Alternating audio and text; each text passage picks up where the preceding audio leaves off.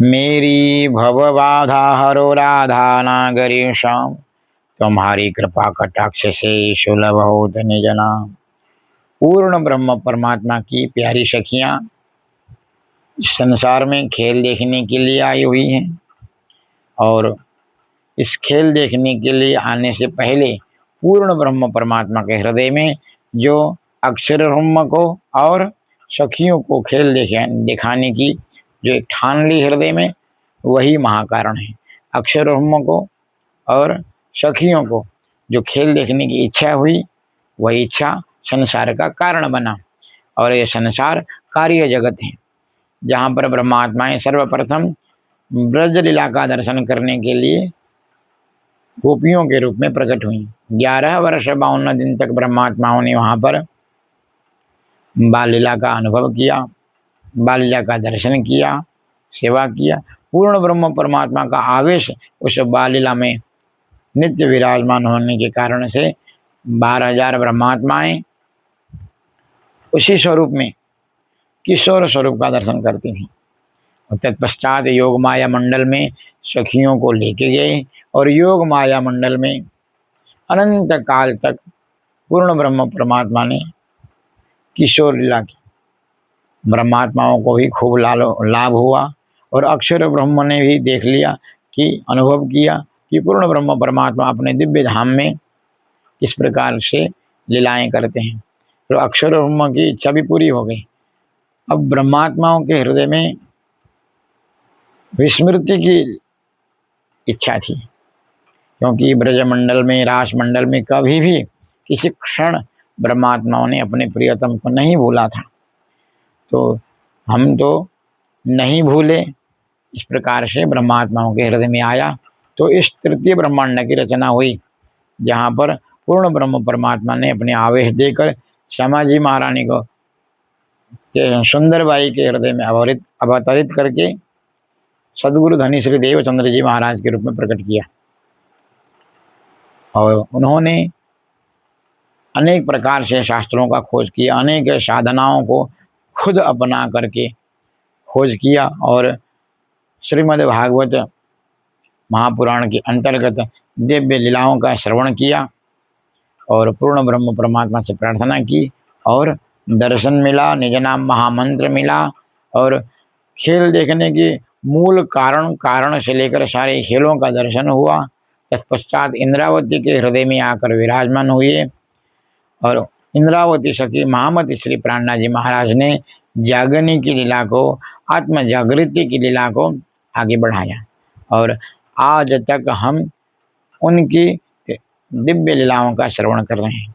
और इस लीलाओं को श्रवण करने में सबसे बड़े सहायक श्री सखी स्वरूप श्री लालदास जी महाराज जी की भूमिका है।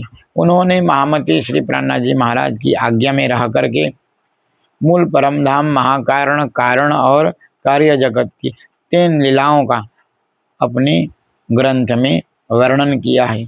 यही अनेक लीलाओं का जो वर्णन है, महाकारण, कारण, कार्य जगत की 3 लीलाएं, ये सब वर्णन वितक के रूप में जाना जाता है, माना जाता है। मतलब ब्रह्मात्माओं की प्रत्येक लीलाओं का कारण, विषय सब वितक के अंतर्गत ही आते हैं, क्योंकि श्रीमत्तारतम सागर भी वितक स्वरूप ही है, क्योंकि वहाँ पर ब्रह्मात्माओं के प्रेम की चर्चा है, सदगुरु की महिमा है, ब्रज लीला है, रास लीला है, मूल परम धाम की लीलाएं हैं।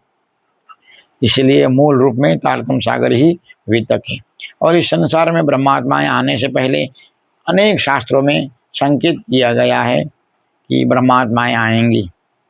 उन सारे संकेत भी वितक के ही अंश हैं, क्योंकि जो जो ब्रह्मात्माओं से संबंधित हैं, जो बातें इस संसार, नश्वर संसार को अखंड करने वाली हैं, वो सारी बातें वितक के ही अंश हैं। अर्थात वितक मतलब ब्रह्म लीला के अंश। और माहेश्वर तंत्र जो भगवान शंकर ने इस संसार में पूर्ण ब्रह्म परमात्मा के आदेश से प्रकट किया, उनकी आज्ञा से, उनकी कृपा से प्रकट किया, और जिसको माहेश्वर तंत्र कहते हैं, जो ब्रह्मात्माओं के आने से पहले ही संसार में प्रकट कर दिया था। और भुवनानंद स्वामी करके प्रकट हुए, और ग्रंथ रूप में स्थापित करके धनी श्री देवचंद्र जी महाराज प्रकट होने से पहले ही संसार में रह करके चले गए। यह लीला, यह ग्रंथ भी वितक के अंतर्गत ही आता है। और महामती श्री प्राणनाथ जी महाराज ने सर्वप्रथम दीप बंदर में जयराम कंसारा के यहाँ 1722 से लेकर 24 तक स्वयं बैठ करके लीलाओं का लेखन कराया, ग्रंथ को निर्माण किया। यह ग्रंथ तारतम्य सागर नाम से प्रसिद्ध है। यह वितक ब्रह्मात्माओं के प्रकट के बाद में प्रथम वितक है। तत्पश्चात महामती श्री प्राणनाथ जी ने अंतर ध्यान होने से पहले लालदास जी महाराज को वितक लिखने की आज्ञा देकर के अंतर ध्यान हुए, और वही वितक निजानंद संप्रदाय में सबसे ज़्यादा प्रसिद्ध है और प्रचलित है, और जिसकी एक परंपरा चली हुई है। और श्रावण मास में हम वितक श्रवण करते हैं। कुल मिलाकर के पूर्ण ब्रह्म परमात्माओं की जो दिव्य लीला है, वो दिव्य लीला से संबंधित जो ग्रंथ है, जो वाणी है, वही वितक है।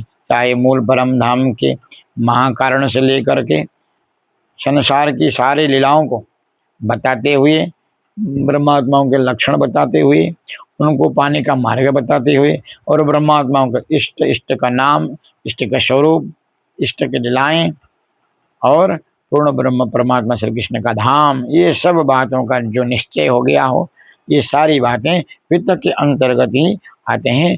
तारतम्य सागर, वितक और सेवा पूजा, निज नाम, और ये सारी हमारे लिए, और चर्चनी, विराट, ये सारे ग्रंथ हमारे लिए सर्वोपरि संपत्ति के रूप में है। और हम इन बातों में, इन ग्रंथों में जो आशय छुपे हुए हैं, ये तो दिखने के लिए शब्द स्वरूप दिखते हैं, परंतु इनका जो आशय है शब्दातीत है। निज नाम भी शब्द रूप में दिखाई दे रहा है, परंतु निज नाम का जो अर्थ है वो स्वयं पूर्ण ब्रह्म परमात्मा श्री कृष्ण है। आशय तत्व में है, शब्द रूप में संबोधित किया जाता है, संकेत किया जाता है, परंतु आशय शब्दातीत होता है।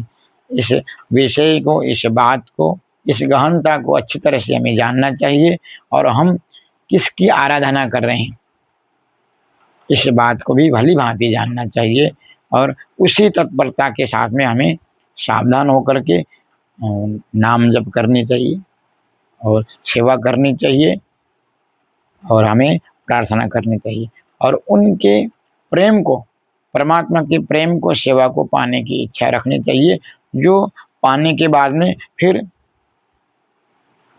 कुछ पाने के लिए बाकी नहीं रह जाता, शेष नहीं रह जाता। तुम आए सब आइयाँ, दुख गया सब दूर।